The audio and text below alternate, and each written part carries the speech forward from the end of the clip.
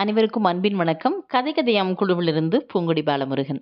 இந்த வாரம் நாம கேட்கின்ற கீவாஜா அவர்களுடைய சிறுகதை தாய் அன்பு. இந்த கதை சின்ன வயசுல ஒரு வாய்மொழி கதையாக நம்ம கேட்டிருப்போம். ஒரு தாய்க்கு சூரியனும் சந்திரனும் குழந்தைகளாக இருந்து ஒரு விருந்துக்கு போனாங்க. தாய் பட்சணங்கள கேட்கும் பொழுது, யார் எடுத்துட்டு வந்து குடுத்தாங்க அப்படிங்கிற மாதிரி இந்த இந்த கதை வந்து சின்ன வயசுல கொஞ்சம் வேறு மாதிரியா கேட்டிருப்போம். அந்த கதைய எ கீவாஜா அவர்கள் ஒரு சிறுகதையாக தாய் அன்பு அப்படிங்கிற பெயர்ல எழுதியிருக்காரு. வாங்க இப்ப கதைக்குள்ள போகலாம். ஒரு ஊர்ல ஒரு அம்மா இருக்காங்க. அவங்களுக்கு 4 பிள்ளைகள் இருக்கிறாங்க. அந்த 4 பேரோட பேரும் பார்த்தீங்கன்னா, சந்திரன், சூரியன், வர்ணன், வாயுதேவன். இவங்க 4 பேரு அவங்களுடைய குழந்தைகள். அம்மாக்கு 4 பிள்ளைகள் மேலயும் ரொம்ப ரொம்ப அன்பு. அவங்கள ரொம்ப அன்போடு வளர்த்துட்டு வந்தாங்க. குழந்தைங்களும் அதே மாரி அம்மா மேல அவ்ளோ அன்பா இருப்பாங்க. ஒரு நாள் அவங்களுக்கு தெரிஞ்சவங்க வீட்ல ஒரு சின்ன விசேஷம், விருந்து நடக்குது. அதுக்கு அம்மா போகாம 4 பிள்ளைகளை மட்டும் அனுப்பிச்சு வச்சாங்க. 4 பேரும் போறாங்க. 4 பேரும் விருந்துக்கு போகணும்னு சொன்னோனே ரொம்ப மகிழ்ச்சி ஆயிட்டாங்க. விருந்துக்கு போனா நெறைய நெறைய உணவு, பட்சணங்கள் எல்லாம் வைப்பாங்க. வயிறார நெறைய சாப்பிட்டுட்டு வரலாம் அப்படின்னு. அப்ப வந்து அம்மா சொல்றாங்க, "நீங்க 4 பேரு விருந்துக்கு போறீங்க. அம்மா விருந்துக்கு வரல. ஆனா, அங்க நெறைய பட்சணங்கள் எல்லாம் வைப்பாங்க. எனக்கு சாப்பிடணும் போல ஆசையா இருக்கு.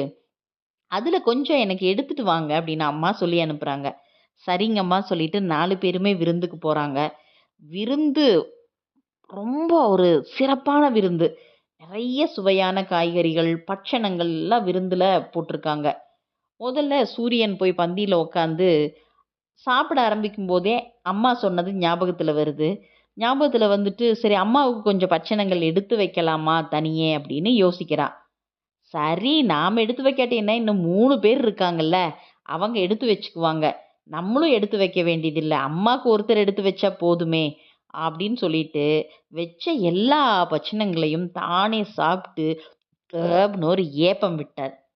அடுத்து வர்ணன் அவருக்கு வச்ச உணவுகள்ல பார்த்தீங்கன்னா, பாதிய தனியா எடுத்து வச்சுட்டு, மீதி பாதிய சாப்பிடுறாப்படி. மீதி பாதி சாப்பிட்டதுக்கப்புறம், அதனோட ருசி அப்படியே எச்சா இவர சாப்பிட தூண்டுது. தனியா எடுத்து வச்சு அந்த மீதி பாகத்தையும் எடுத்து, தானே வயிறு புடைக்க வர்ணனும் சாப்பிட்டாரு. அவருக்கு என்னன்னா, இன்னும் 2 தம்பிங்க இருக்காங்கல்ல, அவங்க எப்படி எடுத்து வச்சு அம்மாக்கு கொண்டு போய் குடுத்துருவாங்க அப்படின்னு ஒரு நம்பிக்கை. அம்மாக்கு அதுவே போதும் அப்படின்ட்டு மிச்சம் வச்சிருந்ததையும் வருணன் சாப்பிட்டார். அடுத்து வாயுதேவன். முதல்ல என்ன பண்றாரு, தனக்குன்னு வச்சதை எல்லாத்தையுமே எடுத்து அம்மாக்காக தனியா எடுத்து வச்சுட்டாரு.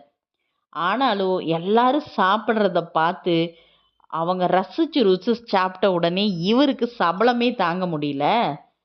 சரி, அம்மா இத்தனையுமா சாப்பிட்ற போறாங்க.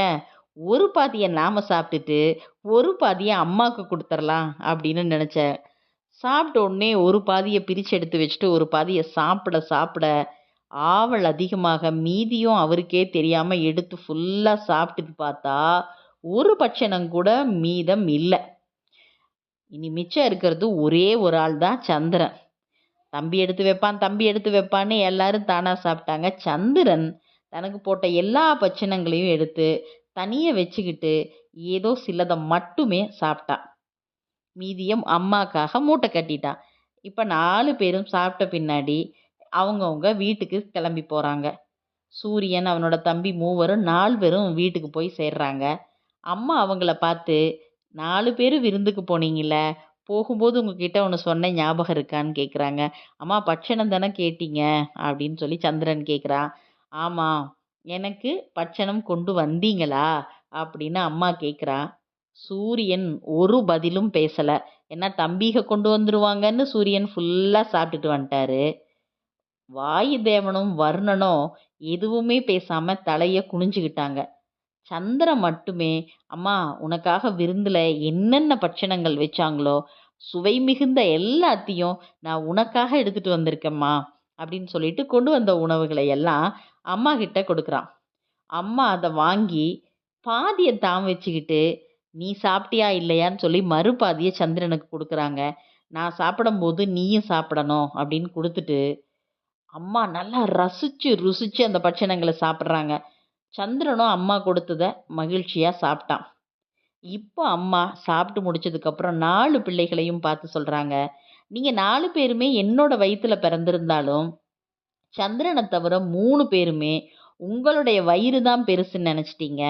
நான் ஒருத்தி இருக்கேன் அப்படிங்கிறதும் உங்களுக்கு ஞாபகம் வரல. அதே மாதிரி தாய் சொன்ன வார்த்தையும் உங்களுக்கு மறந்து போச்சு. 4 பேர்ல சந்திரன் தான் என் மனசுக்கு உகந்த பிள்ளையா இருக்கா. அதனால இனி சூர்யா, நீ உன்னோட வெயில்ல நல்லா காஞ்சு போறவங்க, உன்ன இந்த சூரியன் இந்த கொளுத்து கொளுத்துறானே அப்படின்னு உன்னை திட்டட்டும். வாயுதேவா, நீ காத்த வீசி அடிக்கும் பொழுது, இது என்ன பேய் காத்தா இருக்குதே, இது நின்னு தொலைக்காதா அப்படின்னு உன்னை எல்லாரும் திட்டட்டும். வர்ணா, நீ நல்ல மழை பெய்யும் பொழுது, நல்ல பிரளயத்து காலத்து மழையா இருக்கே, இதுக்கு என்ன இப்ப கேடு வந்துருச்சு, நீ நாசமா போக பேஞ்சு கெடுக்கிறையே அப்படின்னு உன்னை எல்லாரும் திட்டணும். ஆனா சந்திரனை மட்டும் சின்ன குழந்தைங்க, பெரியவங்க, காதலர்கள் எல்லாருமே மகிழ்ச்சியோட வரவேற்று விளையாடு மகிழ்ந்து உன்னைய வாழ்த்துவாங்க. மற்றவங்களுக்கு எல்லாரும் திட்டு கிடைச்சாலும் உனக்கு மட்டும் எப்போதுமே எல்லார்கிட்ட இருந்து வாழ்த்து கிடைக்கட்டும் அப்படின்னு அம்மா சொன்னாங்களாம். அப்போ தாயோட அன்பும் விசுவாசமும் கொண்ட சந்திரனை எல்லாருமே புகழ்ந்துட்டு தான் இருக்காங்க. தாய்கிட்ட இருக்கிற பக்தி சந்திரனுக்கு எல்லாருடைய பாராட்டையும் வாங்கி தந்துச்சு அப்படின்னு இந்த கதையை முடிச்சிருக்காரு. இது ஒரு வாய்மொழி கதையாக கிராமங்களில் சொல்கிற கதை தான். இதை இன்னும் சுவாரஸ்யமாக தன்னுடைய சிறுகதையில் கீவாஜா அவர்கள் தந்திருக்கிறார். இணையத்திலேயே கிட்டத்தட்ட 137 கதைகள் இவரோடது கிடைக்குது. வாசித்து பாருங்கள். வேறு எழுத்தாளரின் கதையோடு உங்களை சந்திக்க வருகிறேன். நன்றி, வணக்கம்.